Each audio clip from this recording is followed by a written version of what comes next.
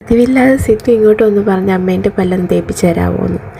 കേട്ട പാതി കേൾക്കാത്ത പാതി ഞാൻ എന്തായാലും ആ ടാസ്ക് അങ്ങ് ഏറ്റെടുത്തു. കാരണം വല്ലപ്പോഴും ഇങ്ങനെയൊക്കെ വന്ന് പറയത്തുള്ളൂ. ഞാൻ എത്ര പുറകിന് നടന്നാലും അവൻ സമ്മതിക്കത്തില്ല. അങ്ങനെ അവൻ്റെ പല്ല് ഞാൻ വെളുപ്പിച്ചെടുത്ത് ഗൈസ്. അത് കഴിഞ്ഞിട്ട് നോക്കുമ്പോൾ എന്താ നമ്മുടെ കുറുമ്പി ബ്രഷിനായിട്ട് വഴക്കിട്ടിങ്ങനെ നടക്കുമായിരുന്നു. ഞാൻ ബ്രഷൊക്കെ എടുത്ത് കൊടുത്തു. അപ്പോൾ ഞാൻ ക്യാമറ മാറ്റി വെച്ചേക്കുമായിരുന്നു. അവൾ ആ ക്യാമറയെ കണ്ടുകൊണ്ട് വരുന്ന സീനാണ് നിങ്ങളീ കാണുന്നത്. ആ ക്യാമറയെ കണ്ട ഒരു ഭാവ അഭിനയങ്ങൾ കണ്ടില്ലേ, എന്താ അഭിനയം. അപ്പോൾ പിന്നെ ബ്രേക്ക്ഫാസ്റ്റ് ഉണ്ടാക്കാനുണ്ട്. ഇന്നത്തെ താരം ദോശയായിരുന്നു. അപ്പം ഞാൻ തിന്നായിട്ടാണ് ദോശ ഉണ്ടാക്കുന്നത്. എനിക്ക് അങ്ങനെ ഉണ്ടാക്കുന്നതാണ് ഇഷ്ടം. ആദ്യം തന്നെ അവർക്കുള്ള കുഞ്ഞുങ്ങൾക്കുള്ള ദോശയൊന്നും ഉണ്ടാക്കിക്കൊണ്ടിരുന്നത്. അപ്പോൾ നമ്മുടെ കുറുമ്പി വന്നിട്ട് പറഞ്ഞു അവൾക്ക് പാമ്പിൻ്റെ ദോശ വേണമെന്ന്. കാരണം ഇപ്പോൾ എന്ത് തുറന്നാലും ഫോണായാലും ടി വി ആയാലും എല്ലാം പാമ്പല്ലേ.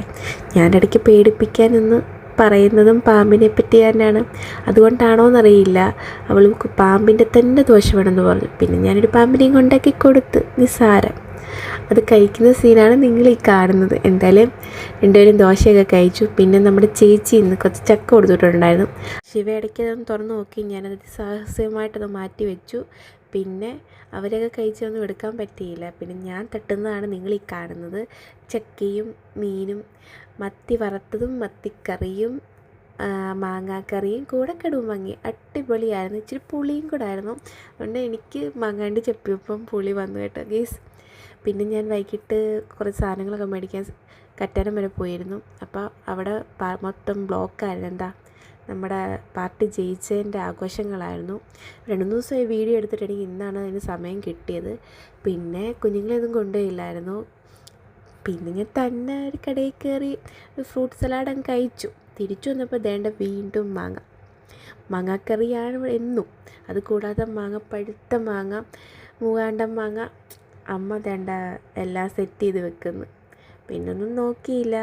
അതിനകത്ത് കുറച്ച് മുളക് പൊടി ഉപ്പ് എല്ലാം കൂടി ഇട്ട് മിക്സ് ചെയ്ത്.